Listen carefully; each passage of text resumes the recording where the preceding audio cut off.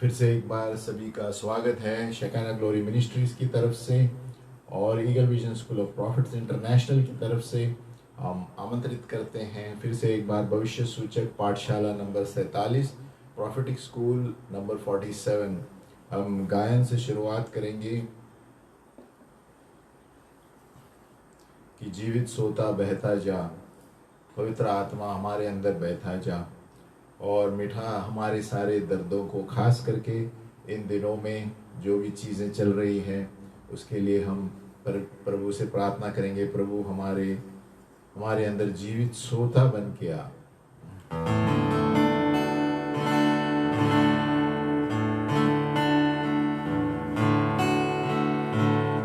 जीवित सोता बहता जा, मीठा दर्द को मेरा हृदय में चिंगारिया, प्रेम फिर से तू बहा। जीवित सोता बहता जा, मीठा दर्द को मेरा हृदय में चिंगारिया, प्रेम फिर से तू बहा।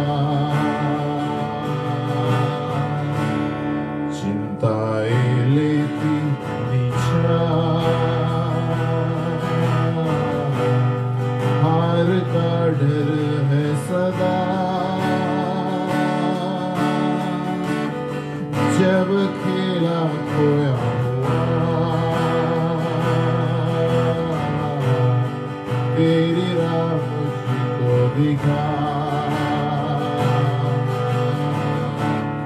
जीवित सोता बहता जा,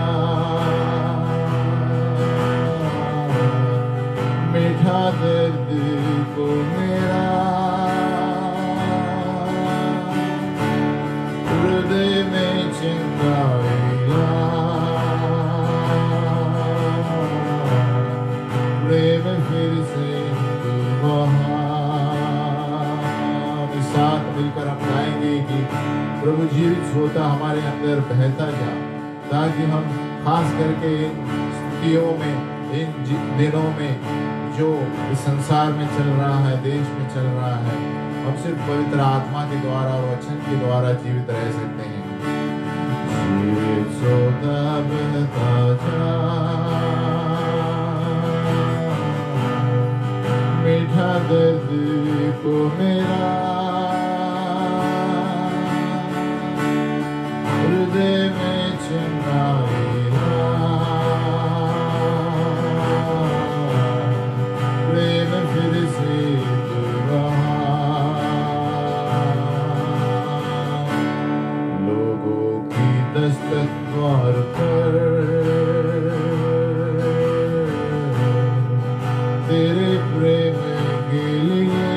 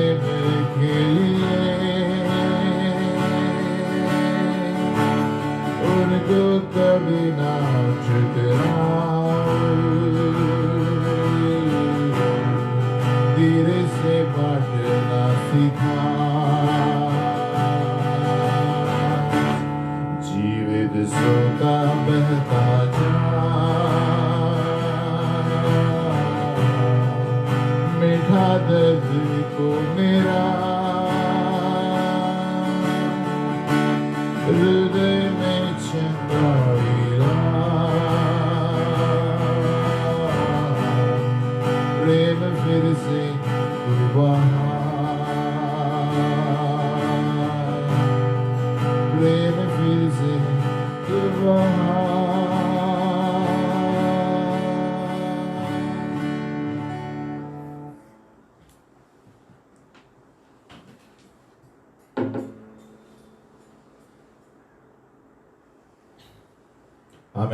हालेलुया। हमें हर वक्त ये गाना गाना चाहिए कि जीवित सोता बहता जा, मिटा दर्द को मेरा, हृदय में चंगाई ला और प्रेम फिर से तू बहा।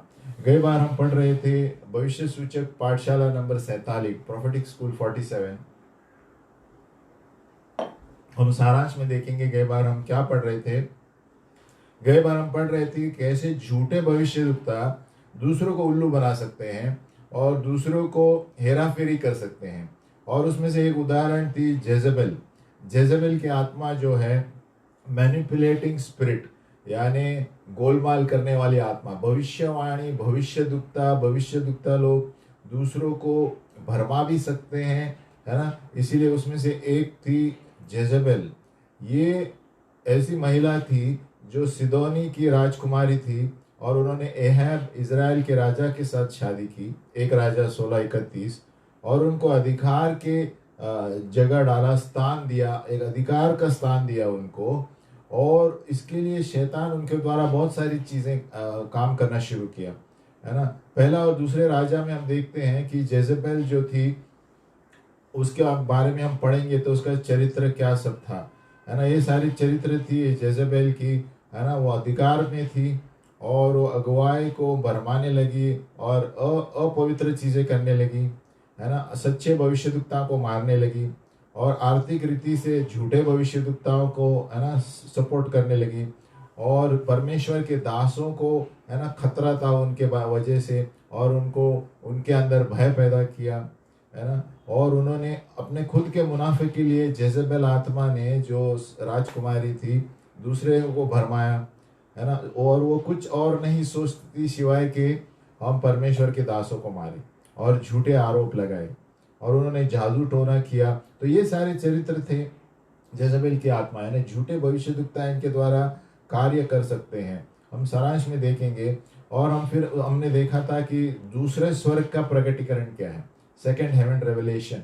दूसरे स्वर्ग का प्रकटीकरण यानी दूसरे स्वर्ग है वो शैतानी स्वर्ग क्षेत्र है जहाँ पर अंतरिक्ष होता है और आकाश के ऊपर होता है और ये क्षेत्र में शैतानी कार्य करते हैं। और जब भी प्रकटीकरण आता है, कोई कोई भविष्यद्वक्ता यहाँ से प्रकटीकरण देते हैं दुष्ट आत्माओं की जगह, और दुष्ट आत्मा के प्रकटीकरण होता है। और हम दूसरा स्वर्ग जब बोलते हैं तो शैतानी क्षेत्र है ना। और परमेश्वर की महिमा नहीं आता दूसरे स्वर्ग से। पहला स्वर्ग है हमारे आकाश तक, दूसरा स्वर्ग अंतरिक्ष तक और तीसरा स्वर्ग आकाश के ऊपर। और यहाँ पर दर्शन, नाश के दर्शन बताते हैं। ये दूसरे स्वर्ग जैसे हम YouTube में देखते हैं और बहुत सारी जगह देखते हैं, बहुत सारे खतरनाक दर्शन बताएंगे और लोगों के अंदर डर पैदा करेंगे।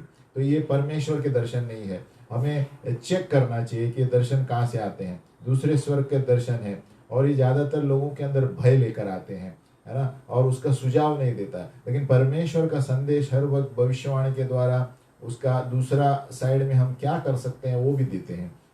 लेकिन दूसरे स्वर्ग के दर्शन जो है वो एक ही तरफिया भय लेकर आएंगे और कहेंगे आगे क्या होगा, कोई आशा नहीं है, ऐसे हो रहा है, वैसे हो रहा है। लेकिन परमेश्वर का दर्शन ऐसे नहीं करता। और दूसरे स्वर्ग के दर्शनों के कोई कोई चरित्र है, उसके 3 मुख्य हमने देखे थे कि वो एक ऐसे चित्र बनाता है जैसे कोई आशा ही नहीं है आगे के जीवन में। हाँ, नंबर 2, वो उनका लक्ष्य ये है कि परमेश्वर के लोगों में चिंता पैदा करना, है ना, भय पैदा करना, है ना। और वो लोग शैतान को ज़्यादा सामर्थ्यपूर्वक बताते हैं। तो ये झूठे भविष्यवाणियों में ये भी शामिल है जहाँ पर दूसरे स्वर्ग के दर्शन आप यूट्यूब में भी है। हमें सावधान रहना चाहिए कौन से दर्शन कौन देता है और कितना जाना माना भविष्यद्वक्ता देता है। नहीं तो दूसरे स्वर्ग से आते हैं। खास करके नए भविष्यद्वक्ता यहाँ पर झूठे दर्शन देते हैं, टीवी पे भी देते हैं कि ये होने वाला है, वो होने वाला है। लेकिन हमें देखना है कि जाने माने जो भविष्यद्वक्ता है इस संसार में, उन्होंने भी ये दिया है क्या, है ना, उन्होंने भी इनका साथ दिया है क्या। और तीसरा है कि शत्रु एक विश्वासी को ऐसे योजनाएं बताता है, नाश की योजनाएं बताता है ना। और ये भविष्य सूचक लोग हैं, चिंतित हो जाते हैं और विश्वासी चिंतित हो जाते हैं और जो ऐसी जवाबदारी लेते हैं जो प्रभु ने दिया ही नहीं है, भूल कर। क्यों? क्योंकि ये झूठी भविष्यवाणी दी गई है। तो इसलिए हमें सावधान रहना है। जब कोई झूठी भविष्यवाणी आती है दूसरे स्वर्ग के लिए, ये नाश होगा, वो होगा, ये गिरने वाला है, तो हमें सहमत होना चाहिए, देना चाहिए। और 2 या 3 गवाही और कोई है क्या जो यही बता रहा है, या जाने माने भविष्यद्वक्ता है क्या, है ना। तो ये सारांश में हम गए बार हमने देखा था कि किस तरह और कैसे हम न्याय करेंगे दूसरे स्वर्ग के प्रगटीकरण, कैसे हम न्याय करेंगे। और वो मध्यस्थी वाले लोग करते समय भी प्रभु दूसरे स्वर का प्रकटीकरण दे सकता है, ताकि जो सच्चा मध्यस्थी जो कर रहे हैं वो छोड़कर वो दूसरा कुछ करते हैं। तो मध्यस्थी वाले भी भविष्यवाणी जब मिलती है और प्रार्थना करते हैं तो सावधान रहना चाहिए कि कौन से स्वर्ग से भविष्यवाणी आती है, दूसरे स्वर्ग से भी आती है। और मुख्य उनका काम ये है दुष्ट आत्मा का कि सच्चे चीज़ों को मध्यस्थी करने के बजाय और राह निकाल कर दूसरा किसी राह बताएगा। तो शैतान का काम ही ये है कि परमेश्वर की ओर लक्ष्य निकाल के दूसरे जगह हम जाए। तो यहीं पर ये भी हमने सीखा था, है ना। और कैसे न्याय करना है दर्शनों को, है ना, दर्शनों पर कैसे न्याय करना है, यहाँ तक हम रुके थे, है ना। गए बात कि दूसरे स्वर के दर्शन है तो हम कैसे न्याय करेंगे, है ना। सबसे पहले उसको परखना है बाइबल के अनुसार। अगर जो कोई भी दर्शन देता है, अगर जो बाइबल के अनुसार नहीं है तो उसको बाहर फेंक दो। बाइबल के अनुसार वचन नहीं है उसमें तो उसको दुत्कार दो। नंबर 2, प्रगटीकरण देखो कि आपके अधिकार के नीचे है क्या। अगर जो आपके सर के ऊपर से जाता है जो भी है तो उसे भूल जाओ, क्योंकि प्रभु इतना ही भविष्यवाणी देगा जो व्यक्ति को समझ में आए, है ना। ऐसे हाई फाई सब शब्द इस्तेमाल करते हैं, कोई भविष्यद्वक्ता किसी को समझ में नहीं आते, लेकिन प्रभु ऐसा ही शब्द इस्तेमाल करेगा जो हमारे जीवन में होते हैं और जो हमें समझ में आते हैं, है ना। और वो दरवाज़ा खोलेगा बात करने के लिए। और जो आपके अधिकार के बाहर है तो वो आपका नहीं है, वो प्रगटीकरण। और नंबर 3 देखिए कि दूसरे स्वर के दर्शन भविष्यवाणी करते हैं कि उसका मकसद क्या है। डर पैदा कर रहा है ना, और दूसरे लोगों पे आप डर पैदा कर रहे हैं तो भी एक गलत है। नंबर 4, ये प्रगटीकरण देखो कि इसमें छुटकारा है क्या, कुछ कि प्रभु कुछ छुटकारे का साइड भी बताता है, और तो ये परमेश्वर से नहीं है। क्योंकि प्रभु अगर जो कुछ चेतावनी भी देता है तो दूसरी साइड प्रार्थना करने के लिए बोलता है कि मन फिराओ और तो हम मैं पुनर्स्थापित करूंगा। लेकिन अगर जो ऐसी कोई बात नहीं है तो ये झूठे दूसरे स्वर की झूठी भविष्यवाणियां हैं। फिर हमने देखा था एमोस अध्याय में भी, है ना, क्योंकि प्रभु ने उसे नाश के दर्शन बताए एमोस को, लेकिन एमोस ने मध्यस्थी की और वो दर्शन को प्रभु ने नहीं दोहराया। उसका मतलब अगर जो एक परमेश्वर के दास है उस भविष्यवाणी के पीछे मध्यस्थी करेंगे तो परमेश्वर नाश होने नहीं देगा। तो परमेश्वर की भविष्यवाणी ऐसे रहती है, एक तरफिया भय पैदा करके, है ना, किसी का नाश करने का उसकी इच्छा नहीं है। और एक हमें सावधान रहना है कि ये प्रगटीकरण या भविष्यवाणी देखे कि आपको परमेश्वर से दूर लेता है क्या नजीक लेकर आता है ना। तो ये सारे मुद्दे हमें देखने हैं जब कोई दूसरे स्वर के प्रगटीकरण, यानी जो ऊंचे ऊंचे देश के बारे में, संसार के बारे में भविष्यवाणियां करते हैं, आज ये गिरने वाला है, आज बाढ़ आने वाला है, तो ये भविष्यवाणी पे गौर करना चाहिए कौन बोल रहे हैं और कितने जाने माने भविष्यद्वक्ता बोल रहे हैं या नया भविष्यद्वक्ता है कोई। तो ये सारे दुष्ट आत्मा से भी आ सकते हैं और लोगों के अंदर भय पैदा करते हैं, और इस तरह सारे यूट्यूब में भी फैलते हैं और दूसरे जगह फेसबुक में भी फैलते हैं। तो हमें ये प्रश्न पूछना चाहिए जैसे हमने बताया, है ना। और अगर जो किसी को फिर से ध्यान से सुनना है तो आप सब्सक्राइब करके हमारे वीडियोस है, नंबर दिए गए हैं, उसको आप ध्यान से सुनिए कि किस तरह हमें सावधान रहना है प्रगटीकरण के क्षेत्र में। और कोई दूसरे स्वर के शब्द ऐसे हैं जो व्यक्तिगत रूप से आपके लिए भी हो सकते हैं, है ना, और उसके द्वारा आप अनाज्ञाकारी हो सकते हैं, या और जो परमेश्वर आपसे बोलता है वो रोक देगा करने के लिए। ऐसे भी भविष्यवाणियां हैं जो व्यक्तिगत रूप से आ सकती है, और जो परमेश्वर ने नहीं कहा है वो हम करेंगे और जो करना है वो नहीं करेंगे। एक उदाहरण है इब्राहिम को जब बोला गया था कि इब्राहिम को जब बलिदान दिया गया था, प्रभु क्या करेगा, दिशा बदल सकता है लेकिन लक्ष्य वही रहेगा प्रभु का, है ना। इब्राहिम का उदाहरण देखेंगे, वो बलिदान करने गया बेटे को, और जैसे वो मारने गया उन्हें कहा मत कर, लेकिन उन्होंने एक साधन दिया वहां पर, है ना। तो बलिदान नहीं बदला लेकिन साधन बदला प्रभु ने।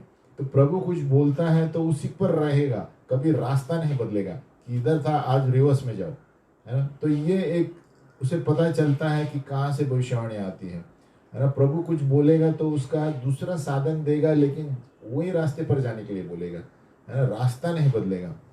दूसरा है देखना है कि वो क्या आपको निराश करता है और बहुत लंबे युद्ध के लिए खींचता है। यानी कोई भविष्यद्वक्ता आपसे बोलेगा अरे आपको ये बहुत समय लगेगा, ये बहुत प्रॉब्लम है आपके जीवन में, ऐसी कोई भविष्यवाणी नहीं होती प्रभु की।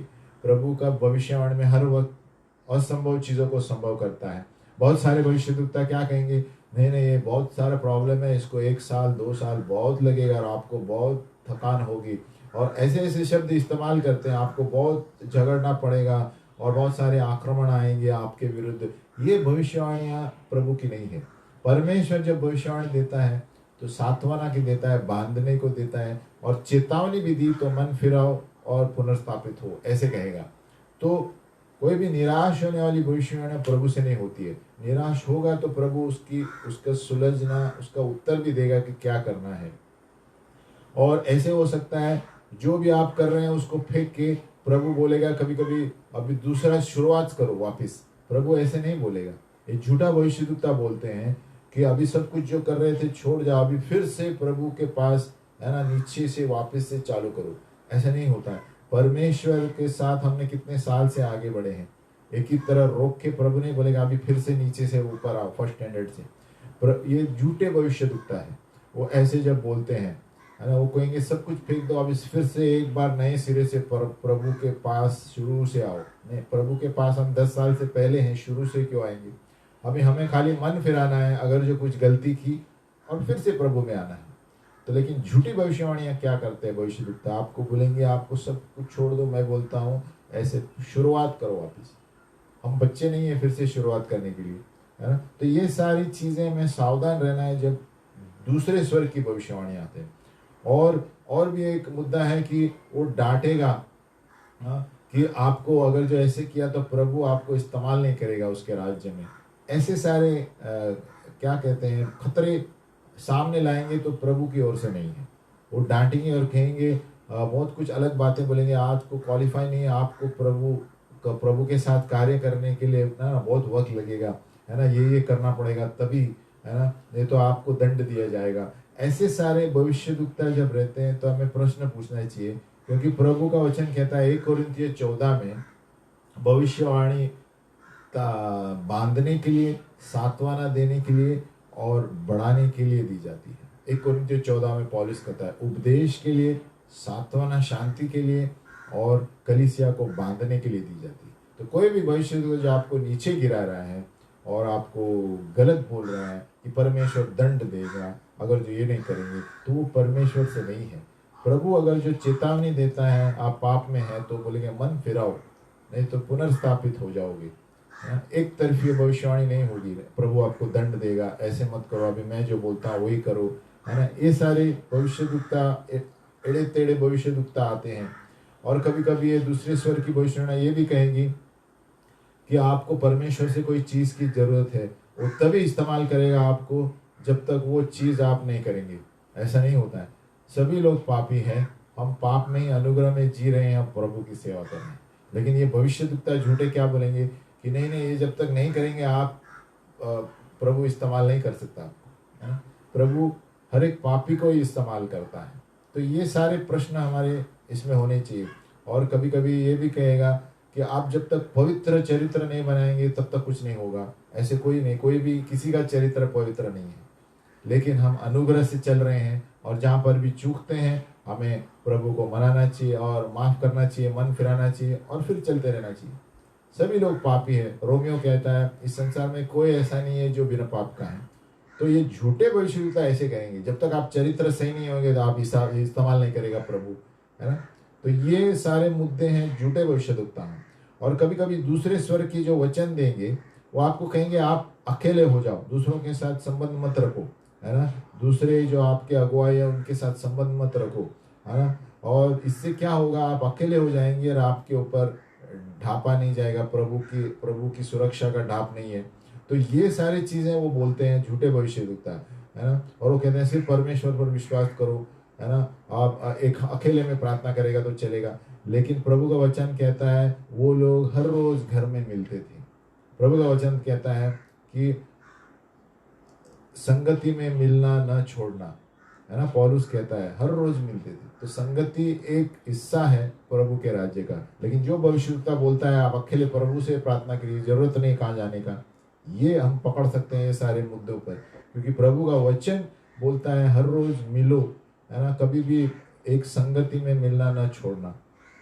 और कभी कभी दूसरे स्वर्ग की भविष्यवाणियां, यानी जो शैतानी क्षेत्र की भविष्यवाणियां हैं, आपको कहेंगे आप इसके ऊपर जल्दी निकल जाओ। प्रभु कहता है ना, एक सीढ़ी छोड़कर तीसरी सीढ़ी चढ़ो, जाए डायरेक्ट, है ना। परमेश्वर का समय है नहीं तो भी बोलेंगे नहीं नहीं, प्रभु कहता है आप पहली सीढ़ी पे हो, अभी तीसरी पे जाओ, जंप करो सीधा। ऐसा नहीं है, अपनी शक्ति में हम कुछ नहीं कर सकते, बल्कि परमेश्वर की बाट जो होना चाहिए। परमेश्वर अनुशासन का परमेश्वर है, कोई घाय नहीं करता है, है ना। तो जब कोई बोलता है आपको जल्दी जंप करना पड़ेगा, प्रभु बोलता है एक सीढ़ी से तीसरी आपको पोजीशन देगा प्रभु, ये सब बकवास है। हमें देखना है, प्रभु कहता है जो मेरी बाट जोते हैं और जो नम्र बनकर बाट जोते हैं, प्रभु उनको राह बताता है।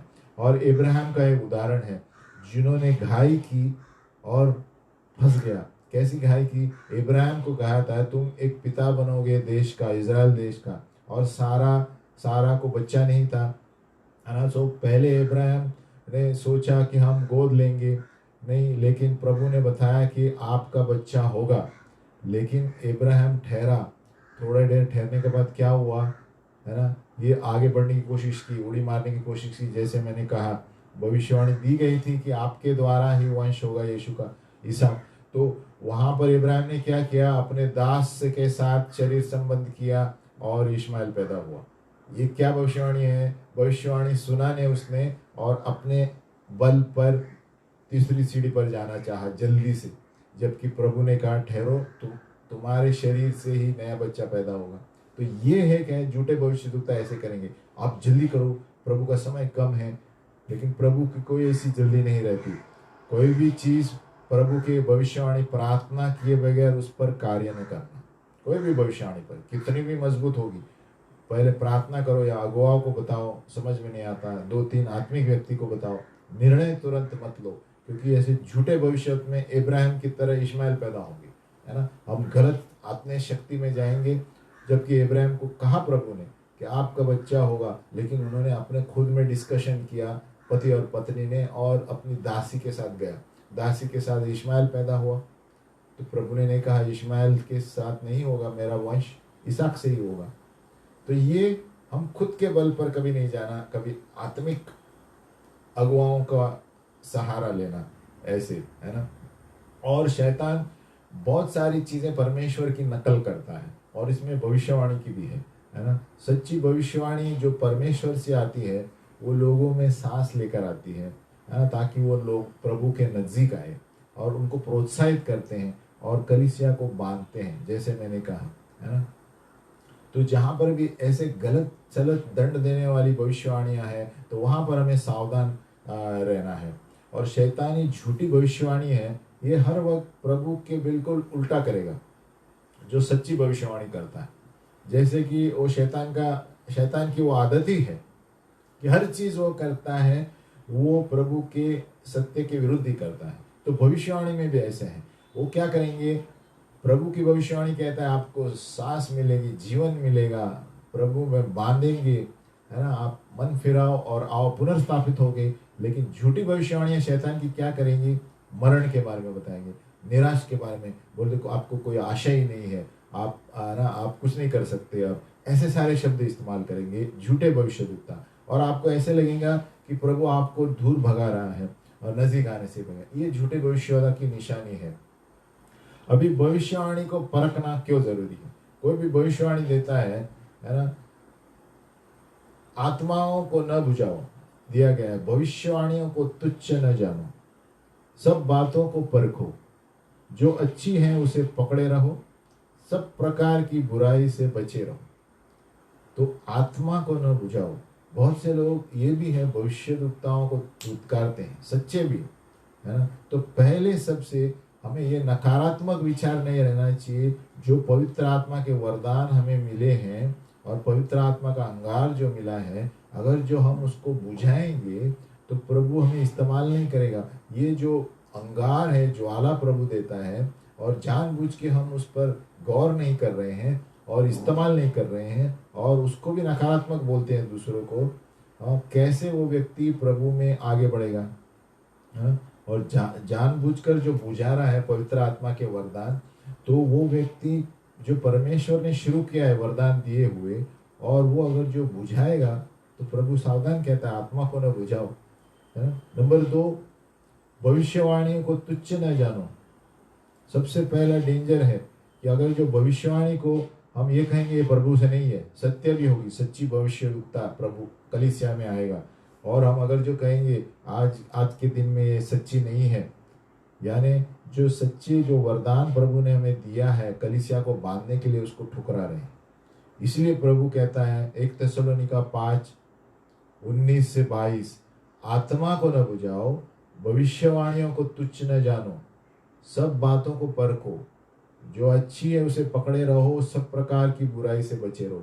तो भविष्यवाणियों को इनकार भी नहीं करना चाहिए, लेकिन परखना चाहिए, ये सही बोल रहा है क्या गलत। इनकार करेंगे तो हम प्रभु को इनकार कर रहे हैं, है ना। और दूसरा जो खतरा ये है, ये भविष्यवाणी परमेश्वर से हम स्वीकार करते हैं लेकिन नज़रअंदाज करके रख देते हैं, उसको गंभीरता से नहीं लेते। अरे प्रभु मुझे कुछ बोल रहा है, उसमें मुझे कुछ कदम उठाना चाहिए, ये ज़रूरी है। अभी समझो आपको एक सोने का घड़ी दी गई है 10 लाख की, है ना, आप बहुत संभाल के रखेंगे उसे, है कि नहीं, है ना। सोने की घड़ी, अगर जो 100 रुपए की घड़ी देंगे तो आप इतना संभाल के नहीं रखेंगे, लेकिन 10 लाख की घड़ी देंगे वो संभाल के रखेंगे।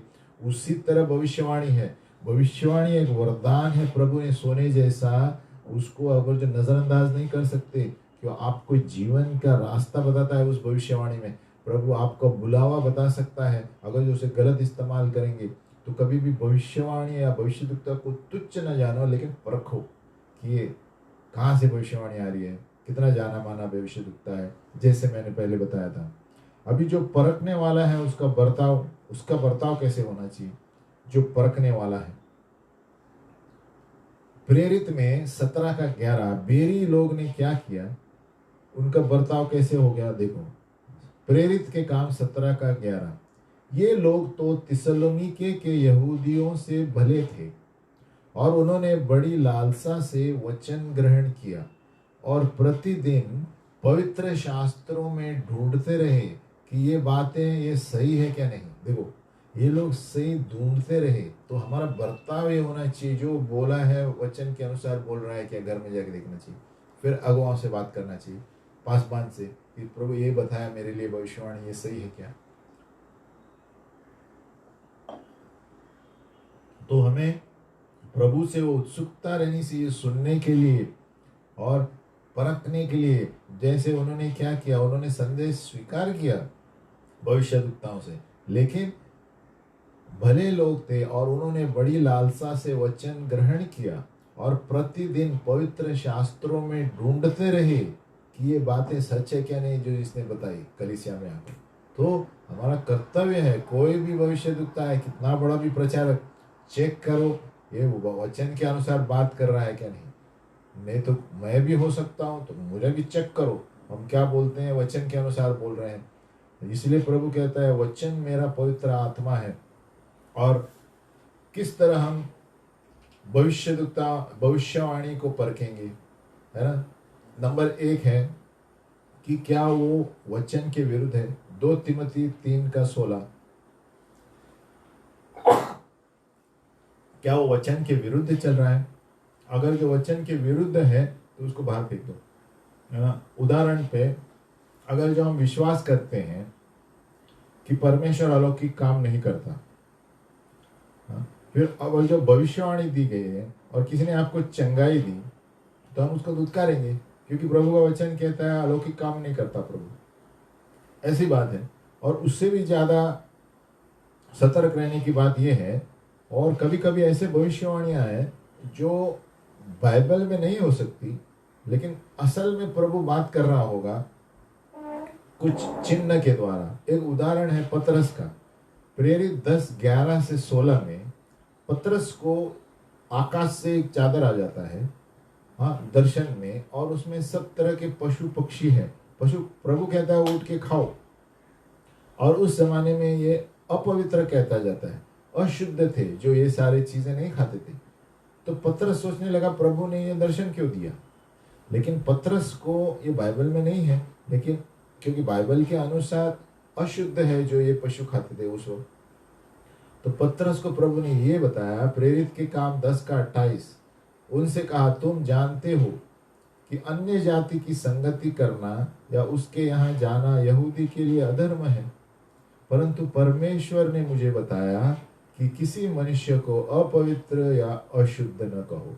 यानी प्रभु ने वो चादर और पशु पक्षियों के द्वारा ये जताया कि सभी लोग एक है, कोई अशुद्ध और अपवित्र नहीं है। तो कभी कभी ऐसे भविष्यवाणी आ सकती है, दर्शन जो वचन में नहीं है, लेकिन फिर भी प्रभु आपको कुछ बता रहा है आपके बर्ताव बदलने के लिए। तो पतरस का जो भविष्यवाणी चादर पशु पक्षी खाने के लिए, खा नहीं सकते थे क्योंकि उस वक्त नहीं खाते थे वो लोग। यीशु के ज़माने में, यीशु के जब आया था उसी वक्त है ना, कि प्रभु ये तो अशुद्ध है। तो प्रभु ने कहा लेकिन मैं कहता हूँ वो चीज़ अशुद्ध नहीं है।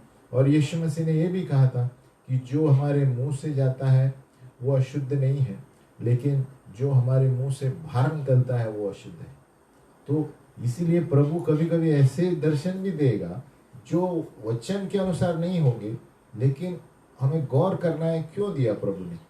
अब इसीलिए दिया पतरस को कि सभी मनुष्य अपवित्र अशुद्ध न कहो किसी को भी, है ना। परमेश्वर इसलिए वो आके कॉर्नेलियस से बात कर रहा है कि प्रभु ने इसलिए मुझे ये दर्शन दिया जो वचन के खिलाफ थे, लेकिन जैसे सोचने गया तो पवित्र आत्मा ने उसे बताया कि कोई भी चीज अशुद्ध नहीं है, मैं कहता हूं तो वो शुद्ध है ना। इसलिए यीशु मसीह ने यही कहा था। तो कोई दर्शन भविष्यवाणी ऐसे होंगे दर्शन के द्वारा जो वचन में नहीं है, लेकिन फिर भी आत्मा में प्रभु आपको कुछ बताएगा कि मुझे ये बर्ताव बदली करना है। इसलिए प्रभु ने ये बताया कि तुम ये करो, क्योंकि सच्चा दिल रहना चाहिए। प्रभु ये बताना चाहता था कि तुम क्या खाते हो उससे फर्क नहीं पड़ता, हमारा हृदय सच्चा रहना चाहिए और कोई मनुष्य के प्रति खोट नहीं रहनी चाहिए। और उसने यही बताया कि किसी मनुष्य को अपवित्र या अशुद्ध मत कहो। इसलिए वो चादर का अलौकिक काम है। तो क्या ये भविष्यवाणी सच्ची हुई, ये प्रश्न पूछना चाहिए। Did the prophecy come true? अगर जो नहीं हुई तो शायद परमेश्वर से नहीं थी। शायद मैं इसलिए बोल रहा हूं कि पूर्ण रूप से परमेश्वर की हर एक भविष्यवाणियां पत्थर पे लकीर लिखी हुई ऐसे नहीं है, क्योंकि ऐसे भी हैं कि एक व्यक्तिगत के चुनाव के ऊपर भविष्यवाणी बदल सकती है। फिर से बोलता हूं, कभी कभी शायद वो भविष्यवाणी प्रभु से नहीं थी, शायद थी, क्योंकि पूर्ण रूप से भविष्यवाणी उस व्यक्ति ने चुनाव के अनुसार अपना बर्ताव बदली किया होगा, तो प्रभु ने भविष्यवाणी को ये कर दिया। उदाहरण, योना का 3 अध्याय पढ़ेंगे तो निनेवे के जो व्यक्ति थे, योना को कहा जाओ कहो कि 40 दिन और नाश होने वाला है। तो योना जानबूझकर वहां नहीं गया क्योंकि वो चाहता था कि इसका नाश हो, लेकिन प्रभु नहीं चाहता था। प्रभु देखो कभी कभी भविष्यवाणी दिया योना को, लेकिन बाद में उन्होंने देखा, आप वचन में पढ़ेंगे योना 3, 4, 5 में, निनेवे के लोगों ने पश्चाताप किया जानवर से लेकर, और जब पश्चाताप किया प्रभु ने उस भविष्यवाणी को बदला और कहा नहीं, मैं इनका नाश नहीं करूँगा। तो कभी कभी पूर्ण रूप से भविष्यवाणी सही नहीं भी आ सकती है, क्योंकि उसके पीछे जो सामने वाला व्यक्ति ने मन फिरा है। अगर जो नाश की भविष्यवाणी है तो उस व्यक्ति ने मन फिरा है, तो प्रभु दयालु का परमेश्वर है, उन्हें पुनर्स्थापित किया।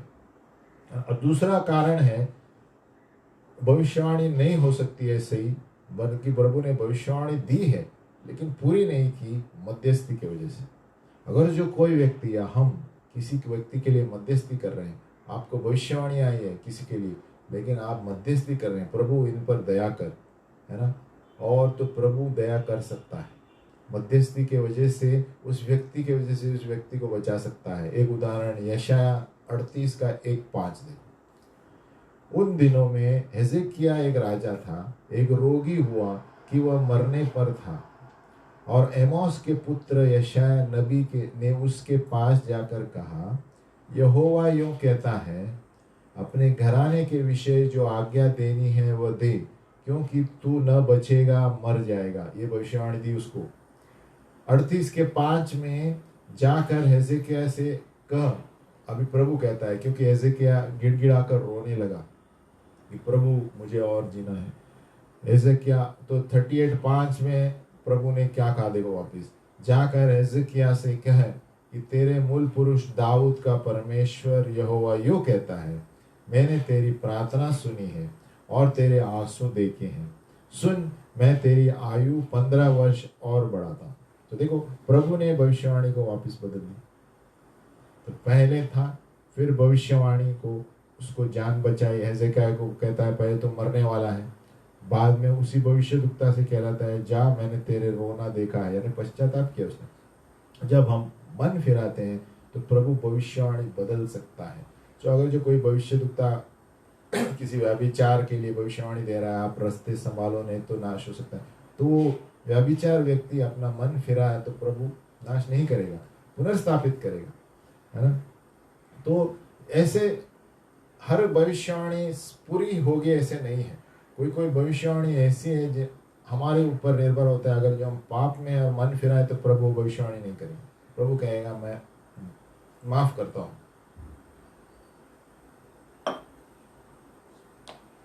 अभी हम पढ़ेंगे भविष्यवाणी बाजार में।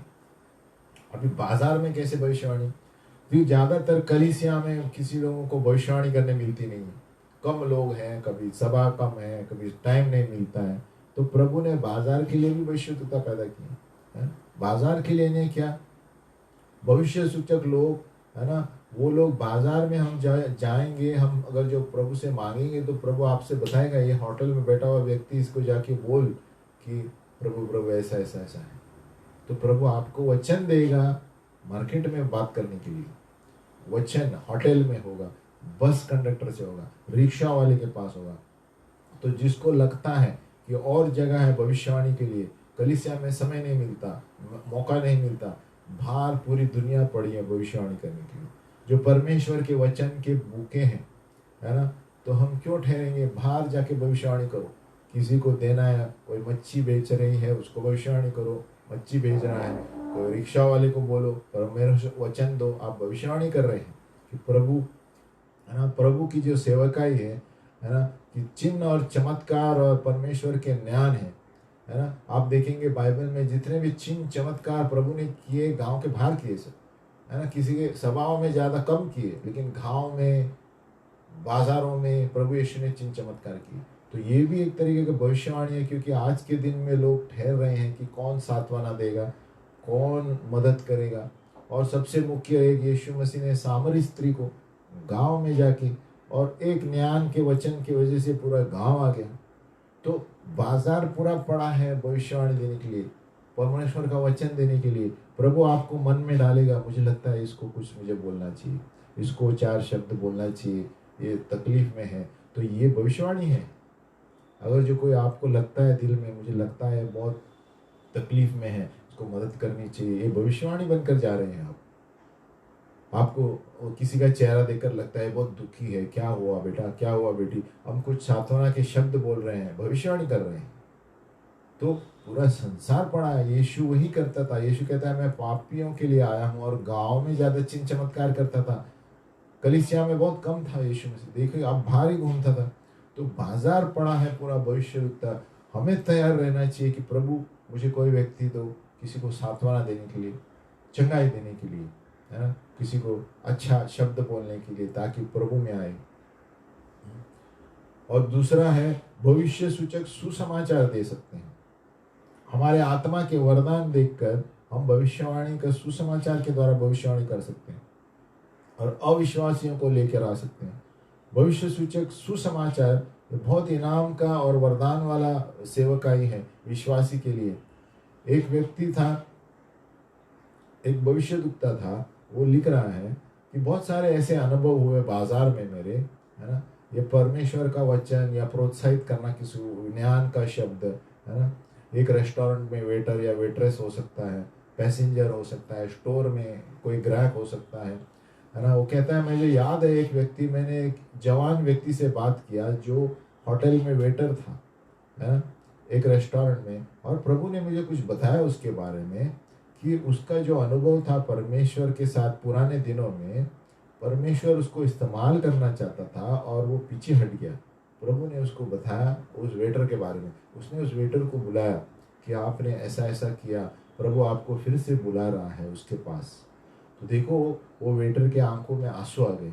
उसने कहा सचमुच मैं एक सेवक दास का ही बेटा हूँ और मैं परमेश्वर से दूर भाग रहा था और आपने मुझे याद दिलाया। तो देखो बाजार में ऐसे बहुत सारे लोग हैं, कोई कोई परमेश्वर से भाग गए हैं और परमेश्वर के दास उन्हें वापस लाए हैं। अब ये भविष्यद्वक्ता अगर जो उसे नहीं कहता तो वो वापस नहीं आता। तो परमेश्वर के दास बनकर हमें प्रभु बेचता है कि आप फिक्र मत करो, प्रभु यीशु आपके साथ है, प्रभु यीशु से प्रार्थना करो, सब ठीक हो जाएगा। प्रभु हमें बेचता है दूसरों को बताने के लिए, है ना। जरूरी नहीं है कलीसिया में भविष्यवाणी करनी है। तो ये सारी चीजें हैं।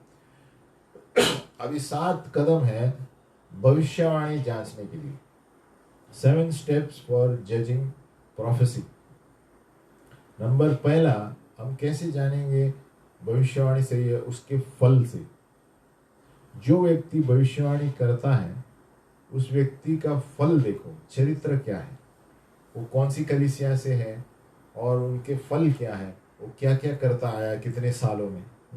नंबर 2 कि उसकी भविष्यवाणी में क्या प्रभु यीशु की महिमा हो रही है। प्रभु यीशु की महिमा होनी चाहिए हर एक भविष्यवाणी में, मेरी नहीं या आपकी नहीं, प्रभु यीशु का नाम ऊंचा होना चाहिए। वचन कहता है कि प्रभु यीशु की आत्मा भविष्यवाणी की आत्मा है। नंबर 3, क्या वो वचन से सहमत है जो भविष्यवाणी दे रहा है।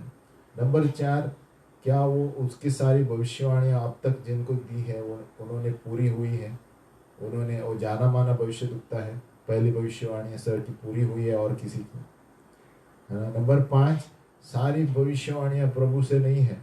नंबर 6, क्या ये भविष्यवाणी जो देता है उसके अंदर मेरे हृदय में कुछ छुटकारा महसूस हुआ बंधन से, या मुझे और डर पैदा हुआ। तो उससे पता चलता है ये शैतान से भविष्यवाणी आई, दुष्ट आत्मा से या प्रभु से आई। प्रभु का भविष्यवाणी हमें एक सांत्वना देगा, अंदर से शांति देगा, ये सही कह रहा है। मन फिराना भी होगा तो वो सही कह रहा है, मुझे मेरा जीवन बदलना चाहिए, वो सही कह रहा है ना, मुझे अंदर से शांति महसूस हुई, है ना। तो ये सारी निशानियां 7 कदम न्याय करने का भविष्यवाणी के क्षेत्र में। आगे व्यक्तिगत रूप से भविष्यवाणी के लिए अगुवाई, कि जो अब आपको भविष्यवाणी दी जाती है तो तुरंत लिखिए या रिकॉर्ड करिए मोबाइल में और उसको प्रार्थना कीजिए। रोज आप प्रार्थना करते हैं, प्रभु के सामने रखो कि प्रभु इसका मतलब क्या है। कि जब आप लिखते हैं कोई भविष्यवाणी कोई बताता है और मोबाइल में रिकॉर्ड करते हैं, घर में जाके सुनने के बाद प्रभु और कुछ गहराई में प्रकटीकरण देगा। तो उस वक्त सुन के भूल नहीं जाना है, उसको मोबाइल में रिकॉर्ड करके घर में जाके नोटबुक में लिखना है। मैं खुद एक डायरी रखता हूँ जिसने भविष्यवाणी दी है 4 साल से सब लिखी हुई है, और हर रोज एक एक पन्ना पढ़ता हूँ। तो प्रभु ये आपने भविष्यवाणी मुझे दी थी, तो प्रभु उसको पूरा करता है अगर जो सही है तो। नंबर 2, ये भविष्यवाणी को कलीसिया के लोगों के साथ बांटो। अगर जो आपको गड़बड़ है, समझ में नहीं आता है किसने क्या कहा, है ना, भले ही वो उनके सामने भविष्यवाणी दी होगी अगुआ के सामने, लेकिन व्यक्तिगत जाके मिलो पासवान से या उस अगुआ से, 4 लोगों से, कि मुझे समझ में नहीं आता भविष्यवाणी क्या है ना। ये भविष्यवाणी सब समझ में आएगा। नंबर 3, न्याय करो और उस वचन को परमेश्वर के शास्त्र के अनुसार तुलना शुरू करो, ये सही है क्या, है ना। नंबर 5, उस वचन जो भविष्यवाणी दी है उस पर कुछ एक्शन करो। अगर जो आपको कोई भविष्यद्वक्ता ने बोला प्रभु आपको इस सेवकाई में कार्य करने को कहता है, तो कुछ तो भी करो, शुरू करो। किसी को पर्ची दे दो, किसी को सुसमाचार देने के लिए जाओ, प्रभु आज मैं बाहर जा रही हूँ, बाहर जा रहा हूँ, तो ये आप क्या कर रहे हैं, उस भविष्यवाणी पर कार्य कर रहे हैं। और उसको ऐसा ही कपड़ में मत रखो, अपने बुक में मत रखो भविष्यवाणी को, लेकिन वो उसके अनुसार जो आप कर सकते हैं उसको चालू करो करना, है ना। जब आप सलाह बिला सब लेने के बाद कुछ तो भी कार्य करो उस भविष्यवाणी के अनुसार, जिससे प्रभु जानेगा कि हाँ आप इसमें दिलचस्प रखते हैं, जो मैं बोलता हूँ आप सुनते हैं। नहीं तो प्रभु को लगेगा इसको भविष्यवाणी देके फायदा क्या है, कुछ करता नहीं है, ना?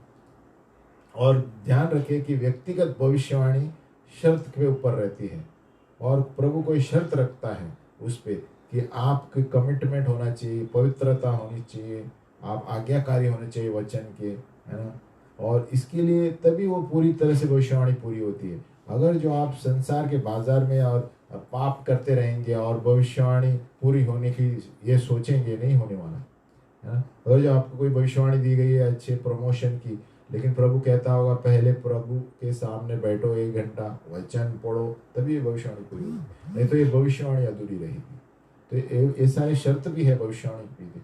और परमेश्वर कभी कभी चरित्र बदलने के लिए कहेगा, अपना चरित्र को साफ करने के लिए वचन के अनुसार, है ना, ताकि प्रभु यीशु मसीह हमारे जीवन में रहे, हमारे चरित्र में, उस वचन के अनुसार।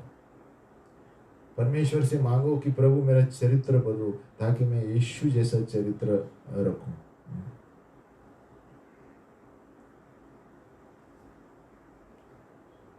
और अभी है कैसे भविष्यवाणी को समझना, है ना। प्रोफेट योएल में दिया गया था, योएल, है ना, 2:16 में, कि जवान लोग सपने देखेंगे, बेटे बेटियां दर्शन देखेंगे आने वाले दिनों में। अब ये देख रहे हैं, है ना, लेकिन असल में जो सपनों का मतलब है, ड्रीम का यूनानी भाषा में है एनोप्नेन।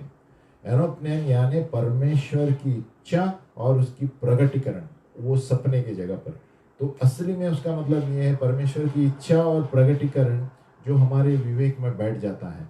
तो योएल के ये कहना चाहता है, मेरे बेटे और बेटियां वो परमेश्वर की इच्छा करेंगे और उसका प्रगटीकरण के अनुसार चलेंगे। जवान लोग और बूढ़े लोग यानी आत्मिक आयु बता रही है, आत्मिक में हम कितने परिपक्व है। हर एक आत्मिक आयु में हमें वो चीज़ें पूरी करनी है, ये आत्मिक साल में ये चीज़ें पूरी करनी है, ये बताता है कि हर लोग भविष्यवाणी करेंगे, उसका मतलब ये सारी चीज़ें हैं।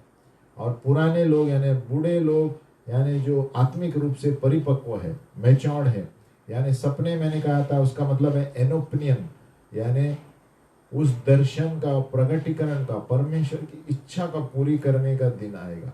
हम परमेश्वर की इच्छाएं पूरी करने के लिए पीछे रहेंगे, है ना। और जवान लोग यानी आत्मिक जो उनका जीवन है, जवान लोग दर्शन देखेंगे यानी पवित्र आत्मा के द्वारा उन्हें अंदर का जो दर्शन है वो पूरे करेंगे। अंदर प्रभु उनकी इच्छा डालता है, जब प्रभु यीशु को स्वीकार करते हैं तो वो अंदर का जो दर्शन है, जवान लोग ये दिए गए हैं। यो प्रेरित 2:16 योएल की भविष्यवाणी में ये सारी चीजें हैं। सबसे मुख्य अर्थ है जो सपना, ड्रीम का मतलब है परमेश्वर की इच्छा और प्रगटीकरण। तो इसलिए भविष्यवाणी को समझने के लिए हमें देखना है कि भविष्यवाणी कभी कभी सामान्य रूप से इस्तेमाल की जाती है और कभी कभी खास रूप से इस्तेमाल करी है बाइबल में। ज्यादातर बाइबल में भविष्यवाणी का मतलब है मुंह से प्रभु के शब्द बोलना, प्रभु ने जो कहा है वो बोलना। लेकिन वचन जो भविष्यवाणी है इस मुंह से बोली हुई बात, मुंह से बोली हुई बात जो परमेश्वर उसको बोलता है वो हमें बोलता है, जो पवित्र आत्मा से बात करता है। और भविष्यवाणी का वचन उसमें ये भी शामिल है भजन संहिता, गायन, है ना, और दैविक बोल गायन जो प्रभु हमें दे सकता है गाते समय प्रगटीकरण के द्वारा। ये सिर्फ एक साधारण वरदान नहीं है ना, जहाँ पर सिर्फ सांत्वना, प्रोत्साहित और बांधती है, लेकिन ये गाने के द्वारा भी आ सकता है। आराधना के वक्त गाने में भविष्यवाणी देते हैं लोग, है ना, भजन संहिता के द्वारा भविष्यवाणी आती है ना, ये सारी चीजें हैं। तो भविष्यवाणी है दर्शन और सपनों के अलावा ऐसे अनुभव भी है जहाँ पर हमें मिलने आएगा, अनुभव मिलेगा। भजन संहिता, गायक, दैविक बोल होंगे आराधना के वक्त, है ना। और सामान्य भविष्यवक्ता जो है, जैसे हम पवित्र आत्मा में सुख, है ना, अंदर चलते रहते हैं, तो सामान्य भविष्यवाणियां में हम बढ़ते रहते हैं, है ना। अभी भविष्यवाणी यहाँ दी गई अधूरी है। 1 कोरिन्थियों 13:9 क्या कहता है? क्योंकि हमारा ज्ञान अधूरा है और हमारी भविष्यवाणी भी अधूरी है। For our knowledge is imperfect and our prophecy is imperfect. तो ये चरित्र ये है कि भविष्यवाणी पूर्ण रूप से पूरी नहीं है। क्यों? अभी 2 तरीके हैं इस तरह। एक भविष्यवाणी कभी कभी आधी चीज में प्रभु बताएगा, बाकी की चीज बाद में बताएगा। तो इसी तरह से 1 कोरिन्थियों 13:9 कहता है हमारा ज्ञान अधूरा है और हमारी भविष्यवाणी अधूरी है ना। तो ऐसे है, एक तो सामान्य भविष्यवाणी होती है और दूसरा है भविष्यवाणी का वरदान। ये हमने पहले भी बताया था कि भविष्यवाणी का वरदान हम सबके पास है। हम सब लोग कभी कभी सोचते हैं अरे इसका चेहरा कुछ है, मुझे लगता है कोई प्रॉब्लम है। एक वरदान है, हम इस्तेमाल नहीं करते, है ना। तो और सामान्य भविष्यवाणी जो है इसको समय लगता है। पवित्र आत्मा जैसे हमें बढ़ाएगा प्रभु में, प्रभु दर्शन के द्वारा कुछ बताएगा, दूसरों के बारे में, चिन्ह के बारे में बताएगा, है ना। तो भविष्यवाणी जो है शर्त है, जहाँ पर शर्त दिया गया है। तो परमेश्वर अलग अलग पात्र इस्तेमाल करता है अलग अलग प्रगटीकरण के लिए, है ना। तो अभी कभी कभी भाग में आधा भाग में देगा, बाकी बाद में देगा, ताकि हर चीज में कलीसिया बढ़े। हर चीज में कलीसिया बढ़ने की बात है ना। और प्रभु पौलुस कहता है मैं चाहता हूँ कि सभी लोग भविष्यवाणी करें, ताकि भविष्यवाणी के द्वारा जो अंदर नया व्यक्ति कलीसिया में घुसेगा तो उसको अपने हृदय के भेद खुले जाएंगे कि हाँ ये लोग सच बोल रहे हैं, है ना। तो पौलुस इसलिए कहता है कि कलीसिया में जब है अन्य भाषा कम, भविष्यवाणी करो, मुंह से बोलो, ताकि लोगों को समझ में आए। जो नया व्यक्ति आएगा अरे यहाँ कुछ हो रहा है ना, यहाँ कुछ हो रहा है। तो परमेश्वर जो है कभी कभी थोड़ा थोड़ा करके देगा, थोड़ा थोड़ा वचन देगा, है ना, और एक भविष्यवाणी का बोल देगा, फिर थोड़ा देर रुकेगा और उसके बाद वापस देगा। तो परमेश्वर ऐसा चलता है। और जैसे जैसे ज़्यादा ज़्यादा भविष्यवाणी दी जाती है ना, आपको सारा भेद खुल जाएंगे, रहस्य खुलने लगते हैं। जैसे जैसे हम प्रभु में बढ़ने लगते हैं, जैसे जैसे ज़्यादा ज़्यादा भविष्यवाणी हमें आती है, तो हमें रहस्य पता चलता है आत्मिक चीज़ों का, स्वर्गीय चीज़ों का। इसलिए सबसे मुख्य बात है कि हमें रोज़ बाइबल पढ़ना है और बाइबल वचन घोषित करना है। बाइबल पढ़ने के बगैर भविष्यवाणी को भूल जाओ, बाइबल और प्रार्थना के बगैर भविष्यवाणी को भूल जाओ। बहुत से लोग भविष्यवाणी करते हैं, लेकिन प्रभु इसलिए शर्त रखता है कि आपका जीवन कैसा है, वो सही होना चाहिए, तभी ये भविष्यवाणी पूरी होगी। तो यहाँ पर प्रभु इसलिए भाग से भाग भविष्यवाणी देता है। कभी कभी थोड़ा देता है, फिर एक हफ्ते के बाद दूसरा देगा, 1 महीने के बाद देगा, ताकि हम आहिस्ते आहिस्ते जैसे भविष्यवाणी आएगी हम उसके रहस्य को सीखना शुरू करते हैं। तो इसमें सबको एक भागीदार बनना है ना, और एक दूसरे से सीखना है। पूर्ण चित्र जो है पवित्र आत्मा क्या कहता है कलीसिया को, इसलिए प्रभु किसी को थोड़ा भविष्यवाणी देगा, दूसरे को किसी को देगा, क्योंकि सभी लोग एक संगति में रहकर प्रभु भविष्यवाणी कराना चाहता है ना। और इसमें पासवानों को सावधान रहना है कि कोई भी किसी को भी नहीं छोड़ना है प्रेरित होने के लिए, भविष्यवक्ता होने के लिए, है ना। ये शर्त है कि प्रार्थना में कितना बड़ा है, कितने साल से भविष्यवाणी करता है, इसके फल क्या है, ये सारी चीजें देखनी है। तो भविष्यवाणी के शर्त भी बहुत है ना। तो इसलिए कभी कभी भविष्यवाणी प्रभु थोड़ा थोड़ा करके देगा, देखने के लिए आप कितना इसमें दिलचस्पी रखते हैं। अगर जो आप नोटबुक में लिखेंगे, उसका पीछा करेंगे, प्रभु ये आपने बताया था, तो प्रभु और भविष्यवाणियां देगा और आपको उस रास्ते पर अगुवाई करेगा। लेकिन आप उसको बाजू में रख देंगे तो प्रभु देखेगा कि इसको कोई दिलचस्पी नहीं है, इंटरेस्ट नहीं है मेरे आवाज में, मैं क्यों बातें करूँ इससे। इसलिए जितना हम नोटबुक में लिखेंगे, पर्ची पे लिखेंगे, प्रभु ने आज के दिन ये कहा, ये कहा, और नोटबुक बाइबल के साथ रखे, और जब हम प्रार्थना में बैठते हैं उस वक्त एक एक पेज पे गौर करें रोज, ये साल में ये कहा गया था, ये पूरा हुआ है क्या, टिक मारो। तो तभी प्रभु देखता है कि हम उस भविष्यवाणी पर गौर कर रहे हैं। तो हमें भविष्यवाणी को गंभीरता से लेना है ना, और तभी प्रभु हमें और भविष्यवाणी देना शुरू करेगा। हे पिता परमेश्वर, हम धन्यवाद देते हैं प्रभु कि तू हमें भविष्यवाणी देता है हमारे बांधने के लिए, सुधारने के लिए और हमारी बढ़ोतरी के लिए। प्रभु हे पिता परमेश्वर, हमारी मदद कर प्रभु, कि हर वक्त जब हम भविष्यवाणी सुनते हैं और किसी को देते भी हैं और कोई हमारे लिए भविष्यवाणी करता है, उसमें प्रभु हम उसे पूरा करने के लिए हमारे साइड से, हमारी तरफ से प्रभु, हम जो भी उसमें लिखा है हम करें पहले वो शर्त को, तभी वो शर्त भविष्यवाणी की पूरी होगी प्रभु। प्रभु हम प्रार्थना करते हैं, हम भविष्यवाणी को तुच्छ न जाने, लेकिन एक नोटबुक में लिखे रखे, और लिखने के बाद प्रभु वो भविष्यवाणी का गहराई में और अर्थ पता चलता है प्रभु।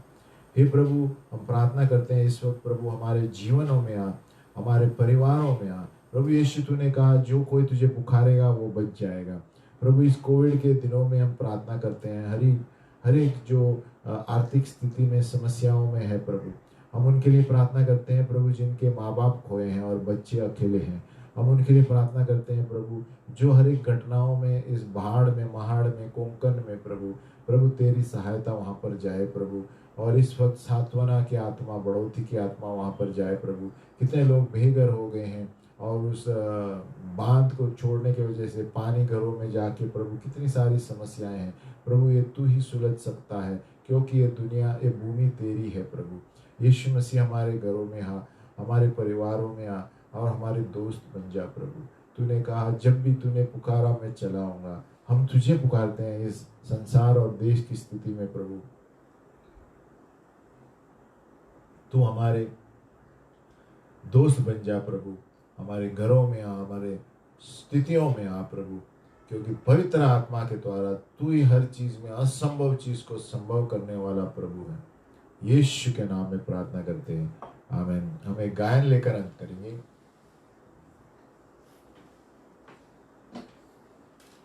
और वही हम गा रहे थे कि जीवित सोता बहता जा। जब परमेश्वर का सोता पवित्र आत्मा हमारे अंदर रहता है, प्रभु हमारी अगुवाई करता है, क्या करना है क्या नहीं करना है।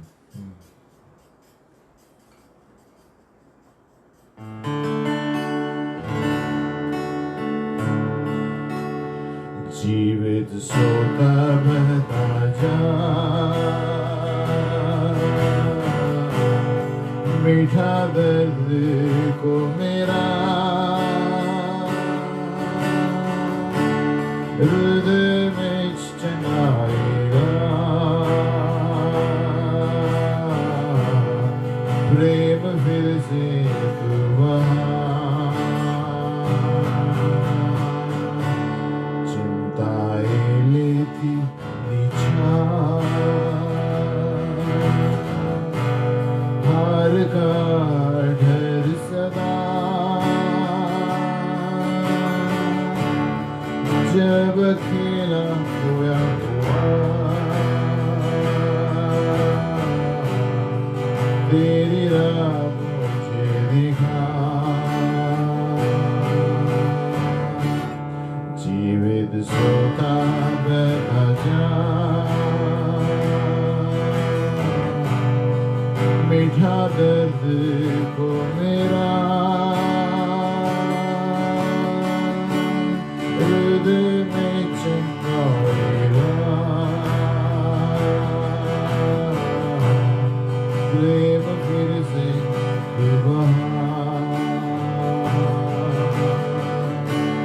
बच्चे जीवन में आते, उनके गाने हंसी से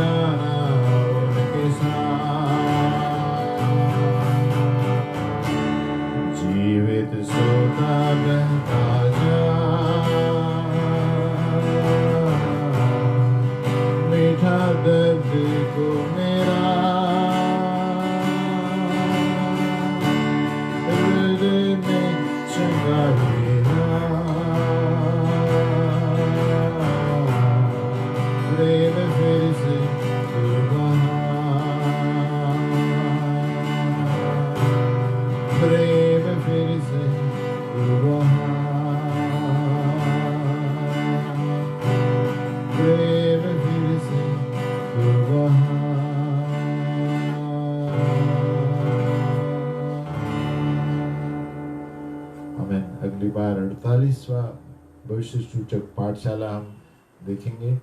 आमीन।